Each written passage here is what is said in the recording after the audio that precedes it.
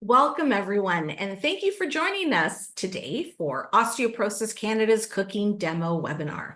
Before we begin today's webinar, Osteoporosis Canada acknowledges the land that our offices located in Toronto are on is the traditional territory of many nations, including the Mississaugas of the Credit, the Anishinaabe, the Chippewa, the Haudenosaunee, and the Wendat peoples, and is now home to many diverse First Nations, Inuit, and Métis.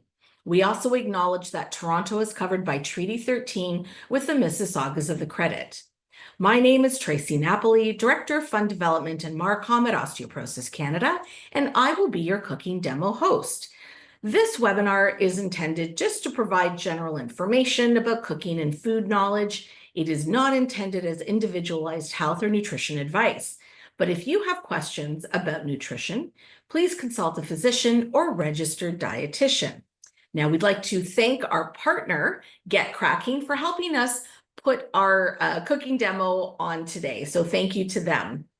And during the webinar and cooking demo, we would love to hear from you. So if you have questions or comments related to the cooking demo, just click the Q&A icon at the bottom of your screen, or you can enter your comments in the chat, and we will do our best to answer as many questions as we can within the time available.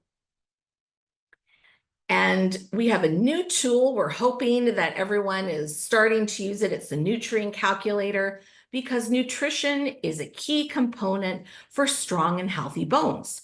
And the 5 recommended nutrients are calcium, vitamin D, protein, magnesium, and vitamin K.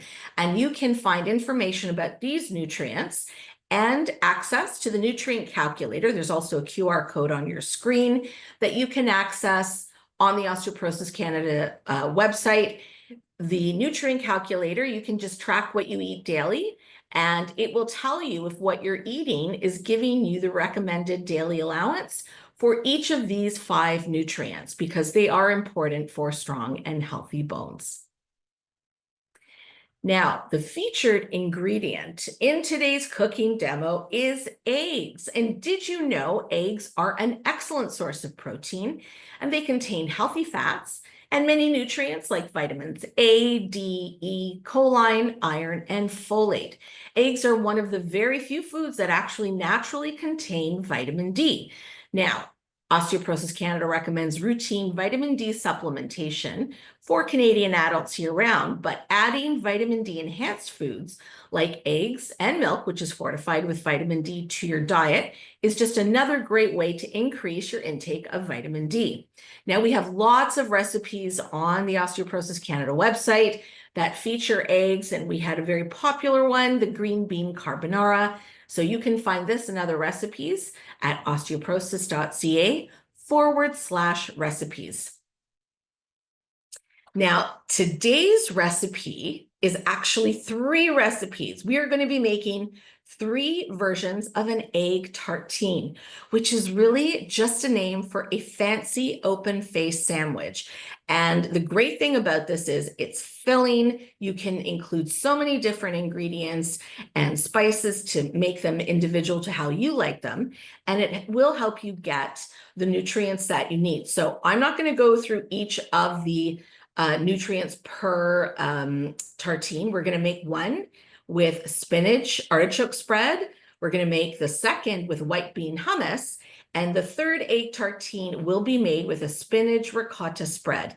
And you can find the full nutrient breakdown, which does include calories, fat, sodium, etc., on, again, the recipe page for egg tartine. So just go to osteoporosis.ca/recipes. I will also put the recipe link into the chat.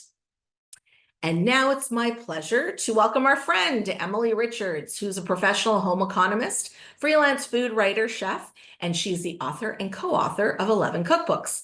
Emily also writes and develops recipes for print and online publications. She does it for us. And that includes everyday cooking and healthy eating. And she can be found on TV, radio, and webcasts, just like this one. So welcome, Emily. Hi, Emily. Hey, Tracie. Hey, everybody. How are you doing, Tracie? I am doing very well, very excited. November is Osteoporosis Month. Yay. So we're doing lots of awareness and, we're sending out lots of emails and posting on Instagram and Facebook about all the tools that you can access to help you make sure that you are getting what you need. And Emily, how are you? Look at that wonderful purple apron. I feel like I need to send you another one. So Nice purple, I think, is very complimentary to everyone. So yes. Hopefully they could maybe win an apron. That is a wonderful segue, Emily. Yes, we are going, as we always do, we are going to give away an apron. So if you are on the webinar, the cooking demo at the end, I will draw a name and I will announce who the winner is, and then we will contact you and we will ship that out. So 3 tartines, it sounds like it's so much, but it's not, is it, Emily? You go right ahead and take it away. A lot. And you know what the great part is that you can make things ahead. And that's kind of how I'm going to start. I'm going to start off with that lovely middle layer of this tartine. So it's an open face sandwich. And it just sounds lovely, doesn't it? I'm going to have some tartine for lunch and dinner. And so it is something that you can have the spreads tucked away in the refrigerator and top it with your favorite type of egg. And we're going to do, hopefully, we're going to cover all of them, which is what we want. And so I'm going to start off with the white bean hummus. And I'm going to give you substitutions today, but if there's any questions that you have, as Tracie said, be sure to just ask in the Q&A. And I did notice, saw a little pop-up that someone was saying hi from Peterborough. So hi back. And if you want to let us know where you're from, that would be awesome, because we get people joining us from all over the world. So it's wonderful to have you here. And we're going to talk about eggs and how delicious they are. So white bean hummus. It is so easy to make white bean hummus. You start off with white beans. Now, instead of having lots of noise going, I decided to buzz up the white beans ahead of time in my food processor with the oil and lemon juice.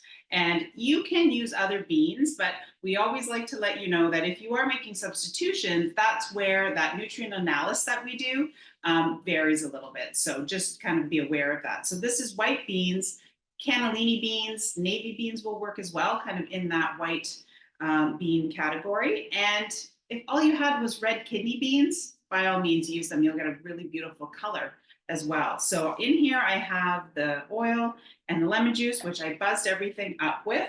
And I have my recipes here. Because I'm doing 3, I didn't want to kind of confuse anyone here. So I'm also going to add some herbs, garlic, and then I'm just going to season it with a little bit of salt and pepper. So I'm going to add my little bit of garlic. And I'm just using a small clove that I rasped or microplaned to get that lovely little smooth texture of garlic. If you wanted to, you could also use a little bit of garlic powder in here. About half a teaspoon would be lovely. Okay.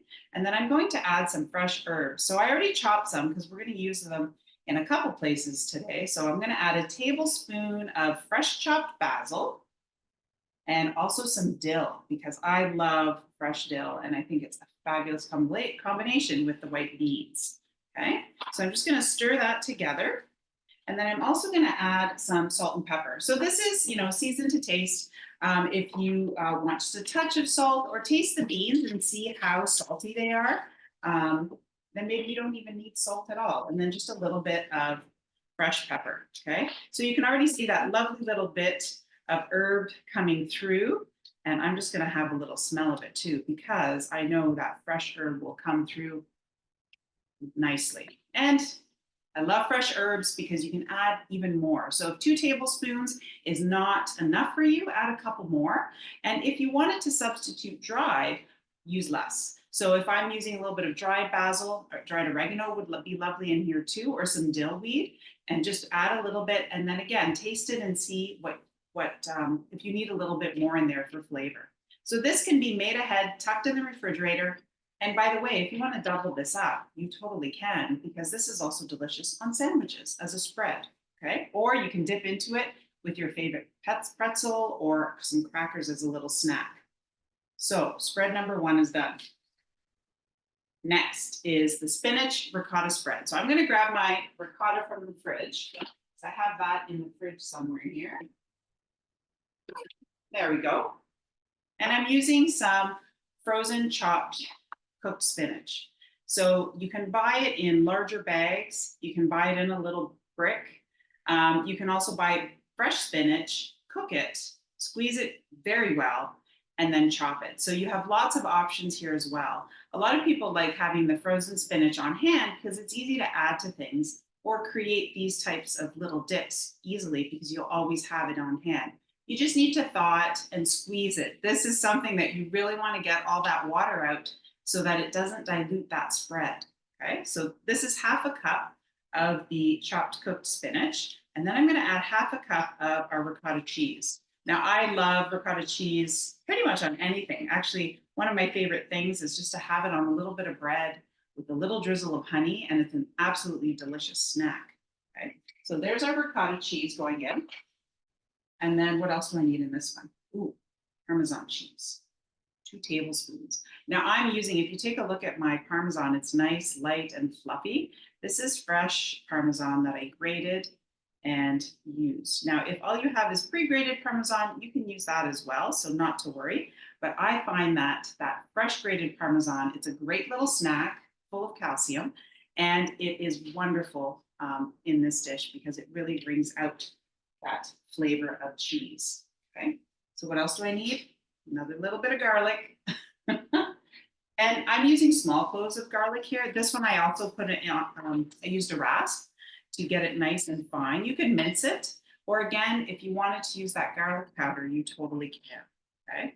And for this, I'm gonna just add a pinch of salt and pepper. Because we have that cheese in there, it tends to bring out that little bit of savoriness from the cheese. So you don't need too much salt. So again, feel free to taste it and see if you need to add that pinch of salt. But I do want that little bit of fresh ground pepper in there as well, okay? So I'm going through these pretty quickly because they really are that easy, just stirring things together. And these have such a nice creamy base for our eggs. And they also add a nice little bit of color. So you can see that spinach coming through really, really nicely. And let's say you had some leftover cooked rapini or cooked chard. You can squeeze that and chop it up and use that in here instead of the spinach as well. Okay, so we want to make sure that we use up some of those leftovers. So that is our ricotta spread. So again, this can be wrapped, tucked in the fridge, and ready to be used at a later date. So that is our second spread ready to go. It's nice because I'm adding color to the work surface. All right, this is the third one. Now, by the way, you don't have to make all of these to make the tartines. You can pick one and then make multiple tartines if you want. So I wanted to make sure that I showed you all of them so that you knew that you had options, because it's always nice to have options. All right, so the third one is our spinach artichoke spread, which I think it is bar none, kind of one of the favorite dips of many. And we're starting off with more of that frozen chopped spinach, okay? And then we're gonna add a few ingredients. This one has a few more ingredients. So if you wanted to double up on this, you totally could and use some for the tartine and then use some for a warm dip because it's so delicious warm. Okay, so I'm bringing over all my ingredients here. And you'll see why it's jam-packed calcium. So we have our spinach here. I'm going to add some Greek yogurt, okay? If you don't have, this is plain Greek yogurt. It will be green soon when I stir it in the spinach. You could use a little bit of cream cheese. You could use sour cream, but that Greek yogurt really gives it a nice tang.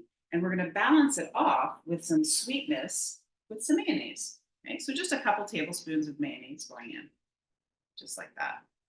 And then I'm going to add our artichokes. So I'm using, this is canned artichokes. So they're not marinated. They're not the ones that are packed in that little herb oil and water mixture. These are just packed in water. So drain them well and then just chop them. And then I'm gonna add them right into our mix as well. Okay. There we are. And then if you're wondering, well, Emily, what am I gonna do with the rest of the can of artichokes? They are delicious in things like stir fries, sauces. I love them in soups. One of my favorite ways to eat canned artichokes is to cut them up and toss them in a salad. If you have a tomato or cucumber and add them with a little bit of oil and vinegar, a crumble of feta, and it's a delicious salad. So don't worry, we got you covered for those leftovers too. All right, so here's our Parmesan. Here we're going to use a little bit more of that beautiful fresh Parmesan. Okay. And then some mozzarella cheese. So this is really great because if you do want to warm it up, and I'll show you when you can warm it up too before you put the eggs on it, it just gets a little bit extra gooey, which is nice. Okay, so we have lots of great, wonderful ingredients, and hopefully most of these ingredients are things that you just might have on hand in the refrigerator or in the freezer, like that little bit of frozen spinach. Okay, so then what I'm going to do is just mix this around. You're going to mash it up together.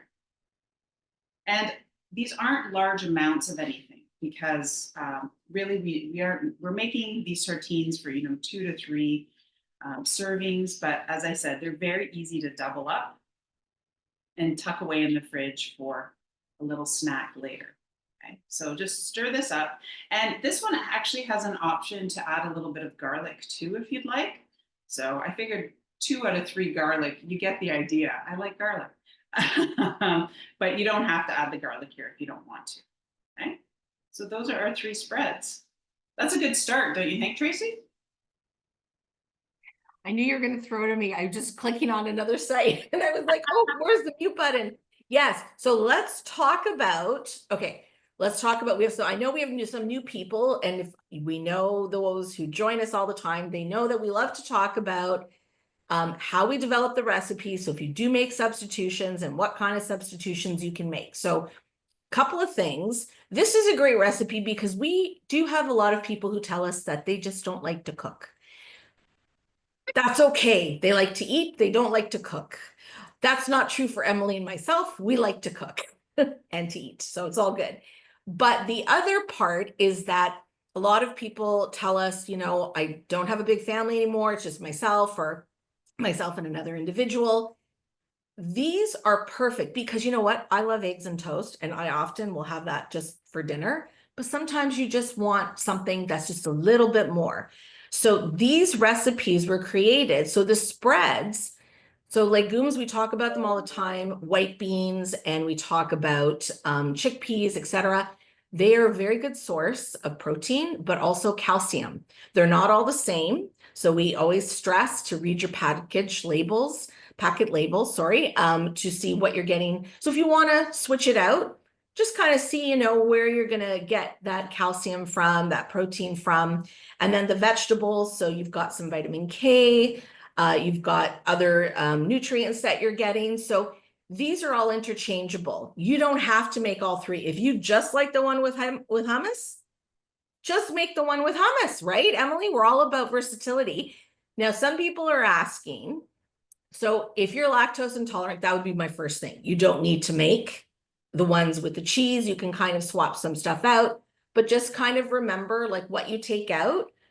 And it's not just one meal, because one meal doesn't make or break you. It's kind of like what you eat all day. And when you use a nutrient calculator, you will see what you can, where you can build up all the nutrients, maybe that you switched out, or maybe you're going to add more of those nutrients. So Emily, like if somebody did want, I don't know if they have lactose-free ricotta. I know you can get lactose-free cheeses, so maybe you would use a different cheese than mozzarella. Do you know?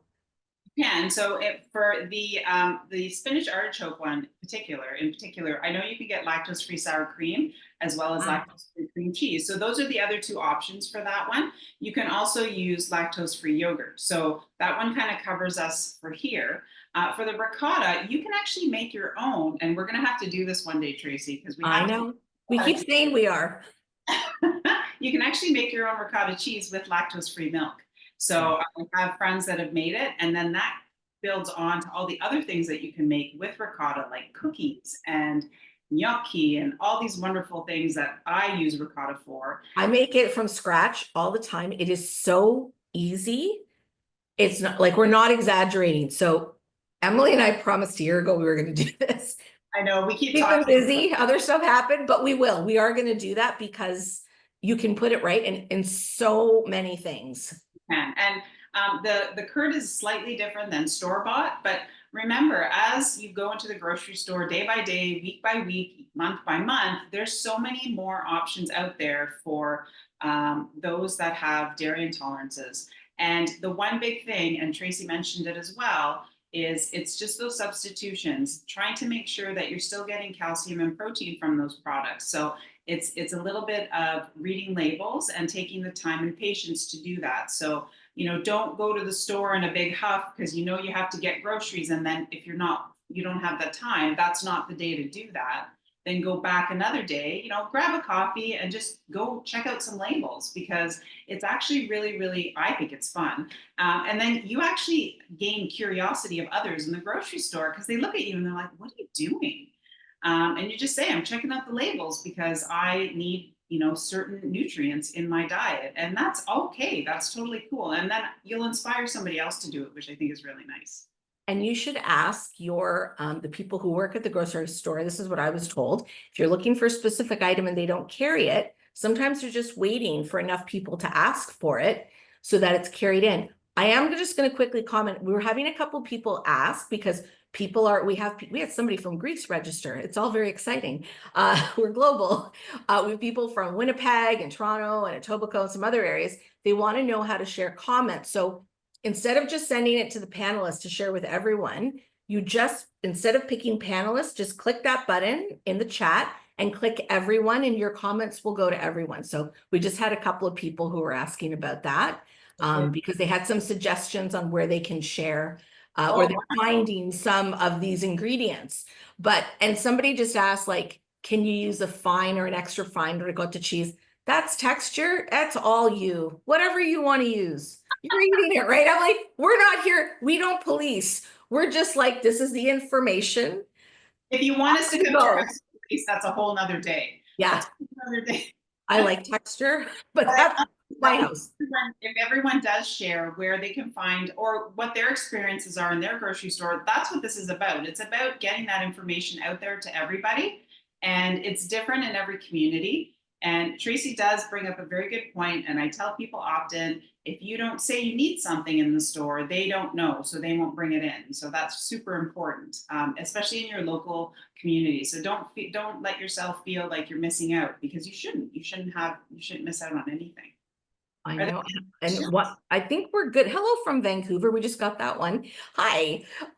So yeah, so and just look, like, this is really easy. And I think I would say, you know, the bread is important. I know a lot of people, you know, and I'm not a healthcare provider, so I will just say that, but it's sustenance. It's also fiber.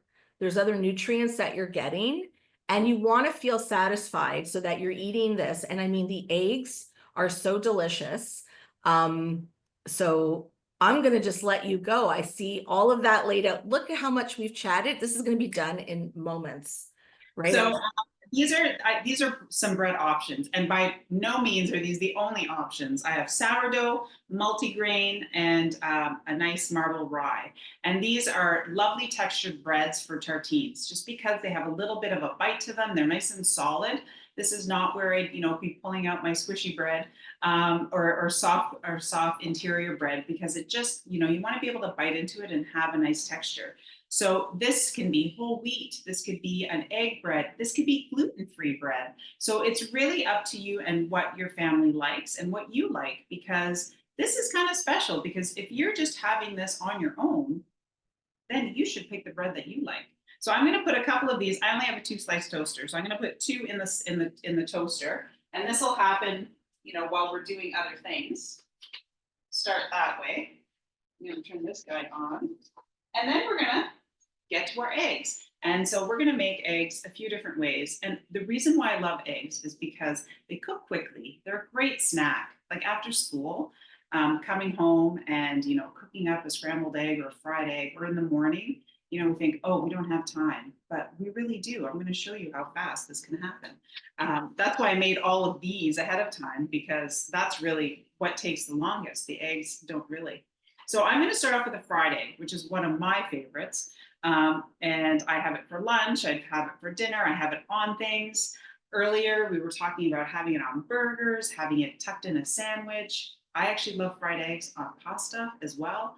So there's lots of ways to enjoy eggs. And here, this is going to kind of be the crowning of one of our tartines. So I'm heating up the pan a little bit here. so that I can add some oil. And this, again, I'm using a neutral oil to fry my egg. You could use butter, you could use ghee, you could use whatever you like at home, but I'm going to use a little bit of oil. And I tend to use a nonstick skillet so that, especially when I'm doing webinars, because my hopes is that it doesn't stick to the pan, but it could, you never know. So I'm just adding a little splash of oil, and I'm going to heat that up as well. Okay. So I have just my small little nonstick skillet. I'm only going to be cooking one egg, so I don't need to, bring out a large skillet, but I have all these beautiful eggs in front of me. So I'm using large eggs, and that's typical of, for all our osteoporosis recipes, we use large eggs. But if you're picking up farm eggs, they might not always be large. They may vary in size. And brown or white nutrient, guess what? They're the same. The main difference is that 2 different hens laid them. Brown chicken, white chicken. But nutrient-wise, they have the same amount of protein, and that's what we're looking for from these wonderful eggs, as well as add that nice creaminess and a little bit of moisture to our tartine. So I'm going to crack an egg, and I'm going to put it right in. So I'm going to crack it down here, but I'm going to put it in my skillet, just like that. Okay. I heard my toast pop, so I'm just going to make a little switch here. That and keep my toast nearby.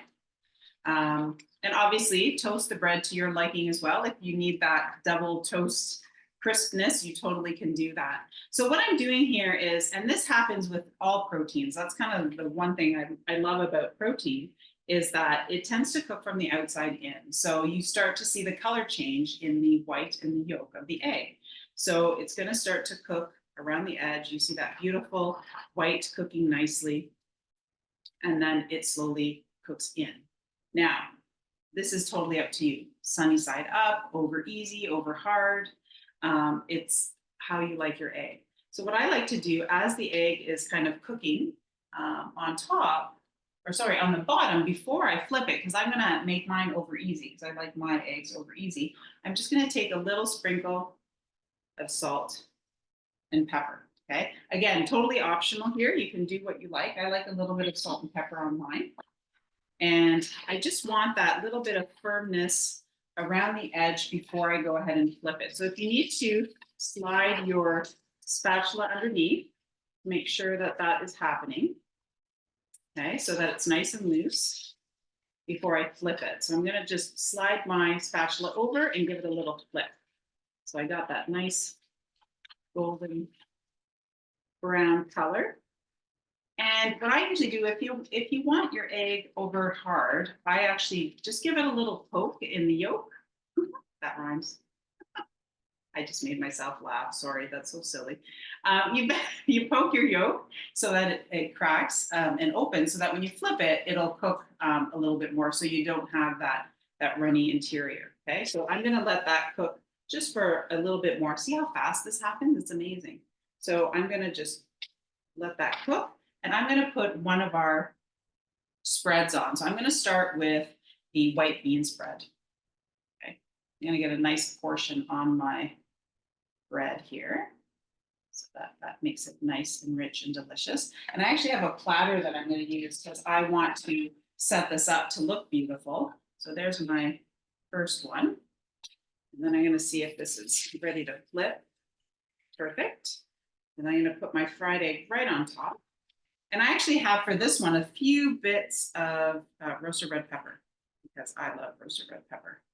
So I'm going to add some of that. And if you wanted to, you could actually put this right into the white bean hummus if you wanted. Okay.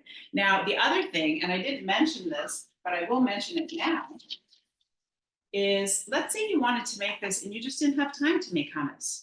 What do you think I'm going to tell you to do? Pick up some hummus.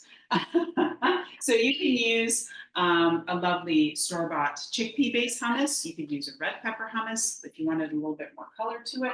So there's lots of options to kind of get you into that ease of making these, because you saw how fast the egg cooked, and that's what we want, right? We want that nice kind of quickness, so that when we're hungry, we can just put it all together and enjoy it. So the next egg I'm going to do is scrambled, which to me, scrambled eggs are comfort food. I absolutely love scrambled eggs. I could just sit and eat them, and it's very peaceful when I enjoy them, and they're just comfy and cozy. So I'm going to use 3 eggs for this one because I don't mind having extra scrambled eggs. And by the way, you can totally make some scrambled eggs and then just tuck those in the refrigerator as well, because then the next day they're great in breakfast wraps, or if you want to tuck them in a bagel with some avocado, and then just warm it up. But you can even eat them cold. They're absolutely wonderful. So I'm going to add a little bit of milk. You could use water if you want, but why wouldn't you use milk when we want to add some bone health in here and some calcium? Now, this is personal preference. At your house, you might use a fork or a whisk. The whisk will give you a little bit more aeration in the egg, so tends to give you a little bit of added fluff to the egg and some air, or you can use a fork. So that's up to you. I'm going to use a fork just because I find that I tend to make a little bit of a mess if I use a whisk in a small bowl. So I'm going to whisk up my eggs and milk. And here is where we're going to start our seasoning. So we're going to add some fresh herbs because we want that lovely little bit of color, but big flavor. So I'm going to actually do some fresh basil again. And you can use parsley, chives, if you have a great garden that's still, giving you some fresh chives. But I'm actually going to add some of that dill in here too, because I think that was a lovely addition. Okay, and then I'm going to add some salt and pepper. Just a little pinch of each right in there. And my scrambled egg mixture is good to go, but my pan is not. This is a new pan and it's cold. So I'm going to do the exact same thing. I'm going to heat it up a little bit. And again, use the fat that you want. I'm going to just use a little bit of a neutral oil again to heat up. So because I'm using 3 eggs, I can actually have 2 servings if I wanted. But oftentimes I can eat 3 eggs because that's how much I love them. So I'm just making sure that I have coated my pan here. Okay. I'm going to whisk that up, but most importantly, I want a spatula or something to stir the eggs and almost fold them so that they remain a little bit fluffy as I'm stirring them. And I'm just checking the temperature. So I'm heating up my pan, I'm heating up my oil, because again, I don't want the eggs to stick. So if you have a great skillet that is not nonstick, the exact same thing can happen. It will work beautifully. So even if it's a well-seasoned cast iron skillet, you'll get some added iron in there as well. And you can totally do the same process, okay? I'm just gonna make sure that that's coated nicely. And then in go my scrambled eggs, okay? Tracie, I think you should come here and do dishes after. I'm using a lot of dishes today. Oh, Emily, I can't. I have a call right after. I can't come. That looks so great. You know what? We actually can I ask you 2 or 1 question right now? Yes, of course. I just want to show everybody. Yes, show. Let's do that first, Roy. Let's do, and Roy's, and you can't see him, but we'll do that. So I'm just kind of moving the eggs around. You can see, and again, eggs are fast. You got to be, this is not the time to take a phone call. You want to be on it. And I'm just kind of moving them around, kind of folding it, but you can see how nice and fluffy they are. They just lift up.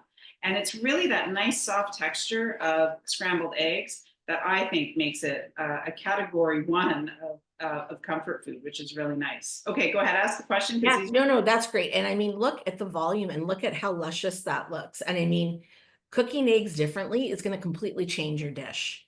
And that's what's so great about eggs.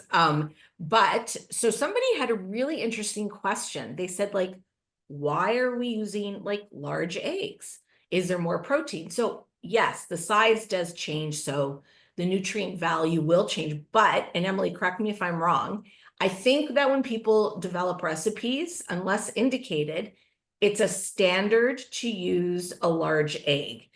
And I think because most grocers have large eggs, and I think what you were saying, Emily, like when I go to a farmer's market, I'll find small, medium, and large. I mean, there's other eggs you can get, but I think, like, is that what you would say about the size of eggs, or like why we always say a large egg? Yes, most common in North America is large. And unless it's stated differently in a recipe, it's large eggs that most cookbook authors and recipe developers use. So if it's where you find kind of a bigger difference is those farm fresh eggs, because they're not necessarily graded. But anything in the grocery store, and you can kind of see the difference when you're in the grocery store, the large egg section typically is the largest. And that's just kind of the most common size. So it's easier to call for or use a large egg, and then focusing on how much protein is in it, and all the vitamins and minerals that are in eggs that we need are based on that large egg. So, but if you have, so some people love those double yolk eggs. Those are going to be a little bit different. Extra large eggs are going to be a little bit different, but eggs in general are delicious. So whether you use, different sizes, but what I love about using a large egg is that, and you can see, I'm going to bring this platter back because I'm going to add another one here. It just covers that bread slice so beautifully. So you feel like you're having like a really nice amount of a snack, lunch, dinner, however you're going to have it. So I'm going to take some of my scrambled eggs here and put them right on top of I use the spinach ricotta for this one, okay?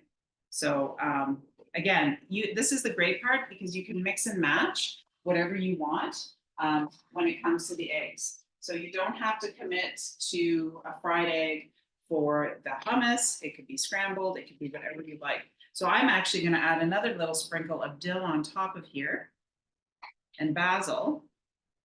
It's just kind of a little entryway.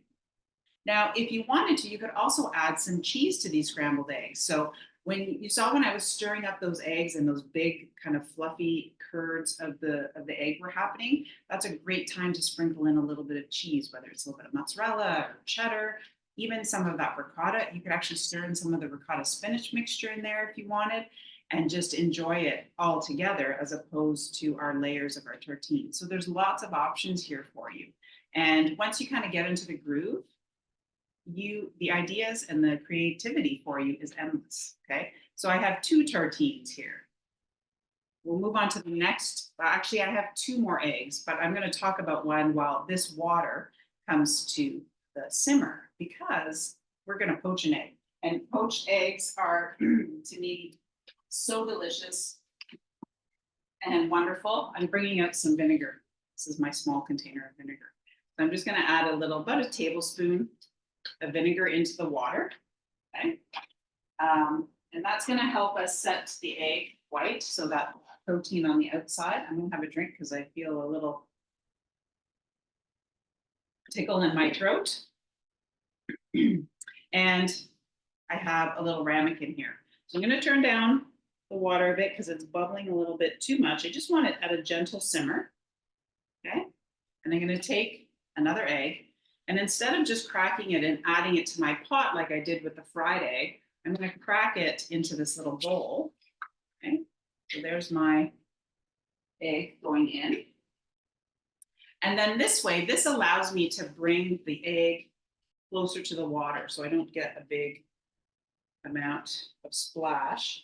And if you'd like, I know a lot of people love doing this, is you can get that little swirl going, okay? And that kind of gathers up the egg white. So just with a spoon, start that little vortex, and then in goes your egg, nice and close.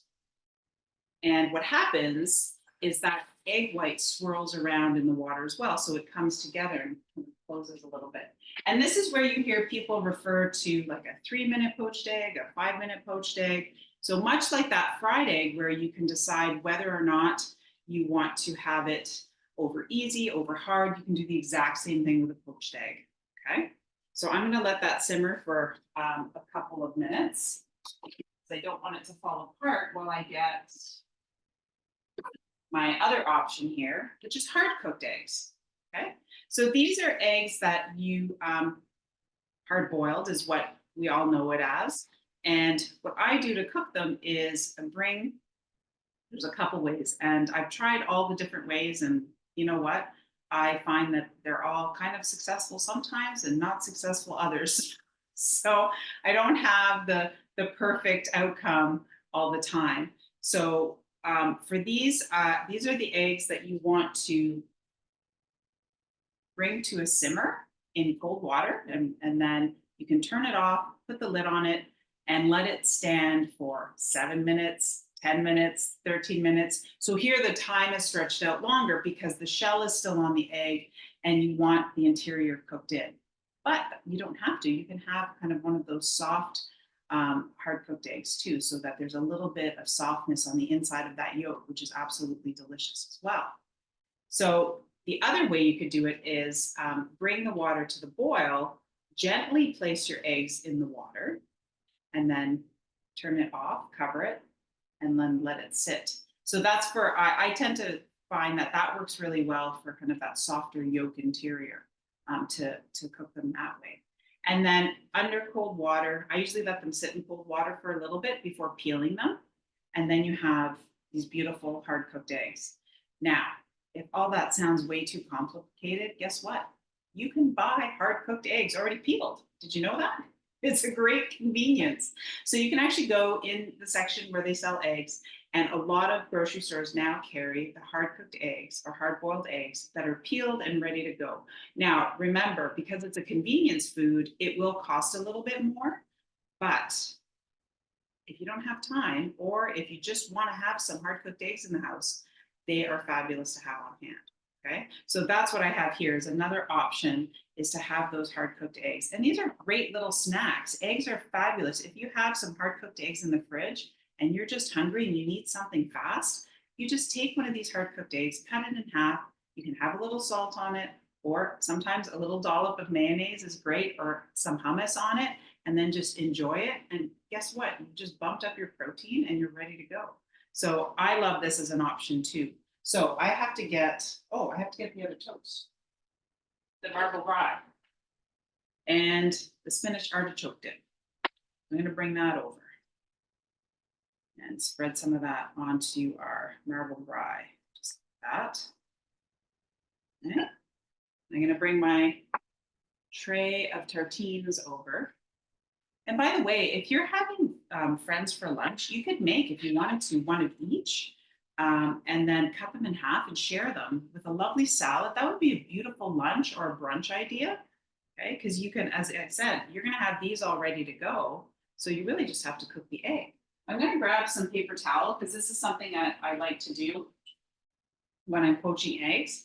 I have a nice slotted spoon here so that when I lift up my poached egg, the water will fall through.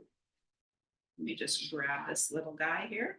And then just kind of push it along the sides here to remove some of that excess water. And then with your little bit of paper towel, you're going to catch any other drippings there of the water. But you see how beautiful that is? It's a little bit on the firm side. I let it go a little too long, but it's still going to taste delicious. Okay, and then I'm just going to put it right on top, oopsie, of my spinach artichoke spread here. And this one is absolutely delicious. Actually, all of them are. I love the balsamic glaze, so I'm going to put a little drizzle of that. But again, you can season it with a little bit of salt, okay, right on top of the egg, a little bit of fresh pepper. And I'm going to drizzle this with a little bit of balsamic. Okay. There. See if it'll come out. Sometimes it doesn't come out the way I want. Like right now. There we go. There. So just a nice little drizzle of balsamic. But for the hot sauce lovers, this would be great with some hot sauce on there, or a little Asian chili sauce, sriracha, because there's a lot of people that love their eggs with sriracha. Okay. And if I was using the hard cooked eggs, all I would do is slice it up and put it on top. Okay. So I'll just cut this one into a few little slices. And you can put it on top of your spread for your tartine. And again, same thing, you can add a nice little bit of salt and pepper on there, or if you wanted to use the balsamic or some hot sauce, and you're ready to enjoy it. That's how easy eggs are. We made almost four different types of eggs and all the bases. And we still have time to talk, Tracie. When I find my mute, yes, we always have time to talk. So they just look so good. And you know what? I was just thinking of a couple of other tips while you were making them. you know, when you make those spreads, they can just be in your refrigerator so that, you know, for those people who don't want to cook maybe so often, you can use your spread for an egg tartine, and then you can use the spread for something else the next day, etc. We did have a couple of other questions. So, you know, there are a few people asking about, you know, eggs in general. There's room for everything in the diet. You should speak to a registered dietitian if you do have questions, but they are an excellent source of protein, just like everything. There's room for everything. And we do have some questions. Can you give examples about what is a neutral oil? Like, what does that mean? Sure, neutral oil just means that it doesn't have any flavor to it. So things like vegetable oil, canola oil, they are flavorless. So what happens is when you cook with them, everything else that you use tends to be more forward in flavor. So if you think of stronger, more flavored oils, and I don't mean herb oils, I mean in line with, they do have flavor, but things that have a little bit more flavor, like coconut oil, for example, or extra virgin olive oil. So those flavors come through a little bit more. Now, I'm not saying that you can't use those oils, you totally can. It's really what you have. Just like if you wanted to use butter or ghee, that would work here too, because it's really that flavor that's going to come through in the egg. But because I wanted the flavor of our spreads to come through, I went with a neutral based oil. There we go. That's great. Now, there's another really good question, and we actually have talked about this on a previous cooking demo with eggs. So in terms of shelf life, because there's a lot of talk about expiry dates, etc. So first off, before you buy anything, look at the expiry date. If you do not plan on making that food item, don't buy something that looks like it's going to expire like in 4 days, right? Perhaps like myself, who then I forget it's in my refrigerator, and then we have a whole other situation because we don't want food waste, right? We want to be budget conscious, etc. But it's advisable to keep your eggs actually in the carton. I know there's these really cute little, I know Emily's got one on, but it's for display for today, because then you forget. Now, some eggs actually have the expiry date printed on the shell. Does that one have one there? Here's an example of one here. So this one says December 22nd, 2020. No, just December 22nd. That's what it says. I'm like looking for a year. It doesn't have a year. So it's December 22nd. So when you purchase your eggs, leave them in the carton, keep them in the coldest part of the fridge. So not on the door, you know, definitely inside the refrigerator, because you want to keep them fresh. And these cartons are meant to protect them as well. So always check them before you leave the store. When you take that carton, make sure that there's no cracks or blemishes and things like that. Sometimes it just happens, right? When you have the cartons sitting on top, sometimes there's a crack in one. So you definitely want to make sure that they're okay. And some of the cashiers actually are fabulous. They take a second look for you, which is awesome. And then use them up, but they will be okay. A dozen eggs, I go through a dozen eggs pretty quickly. There's 5 of us in the family, and we love eggs and we use them often, but you might go through ups and downs in eggs. So let's say as we get closer to December and holiday time, you might be using more eggs. So you might want to stock up and use a little bit more. But if you know that you're not going to be using eggs very often, then just keep that dozen nice and cold in the fridge, and then incorporate them into, you know, other recipes that maybe you haven't, or enjoy them like this in a slightly different way that you haven't before. Now, I don't know too many people that keep their eggs for months and months and months. But if that were the case, you can always just test it in water. So if it floats, you definitely want it to sink, that weight of the egg, so that you know that it's weighted and it's nice and full and fresh. And then as it floats, it tends to lose, because the egg pulls away from the shell, and so air starts to get in there. So that's why it floats, which many of you, and this is kind of an old school, I guess, you know, rule of thumb, that as it pulls away from the shell, those hard cooked eggs that you want to boil are easier to peel. So I don't know, mine don't stick around that long, so I've never been able to test that theory. That's all really good information. That really is. And just like some people had some questions about Other ingredients, they were asking about cottage cheese, the difference between nutritionally, the cottage cheese and the ricotta. Again, you have to read your product label. It could depend on the type that you're purchasing, but this is a great opportunity to just plunk it into the nutrient calculator, because somebody asked, like, what kind of foods are with vitamin K? And you may not be aware. And so I went to the nutrient calculator, and I can tell you that, there are small amounts in like per serving in avocado. Cabbage actually has a good amount, and spinach. The one that has the most is kale, and it's per serving. So when you get into the calculator and as you start reading product labels, but even as you get onto our website, we do use kale a lot. We actually use kale because it also has some calcium in it. It's a plant-based source of calcium. So it's good for so many things. But if you don't like kale, that's okay. Just find something that you do like, because, there's so many foods out there. There's so much more than like the top 10 hit list that everyone's, saying to eat. Look at the recipes, specifically, I'm going to call out calcium here. When you look at the calcium content in the recipes, you have to remember that over all these ingredients, there's an addition that happens, and that's what helps build up that calcium. So, and you're going to do that over the course of the day. So that will help build that calcium count that you're looking for. And same goes for protein and other vitamins and minerals. So you want to be able to incorporate your full day, because as Tracie started off, that one meal is not your only meal, right? So you want to be able to think about that, and definitely have fun with the nutrient I was going to say calculator. And we want you to spread your protein out through all your meals. It's really important that you do that. So what we do at the end, so I'm going to announce who won the apron while Emily tastes whichever is her favorite. Which one are you going to do? I'm going to do the middle, because I feel that that's fair. That's fair. You don't say favorites. That's all good. But I want to congratulate, I'm just pulling up, Anne Matthews from Pleasantville, Nova Scotia. What a lovely place to be. Pleasantville, Nova Scotia. So Anne Matthews, congratulations. I will email you.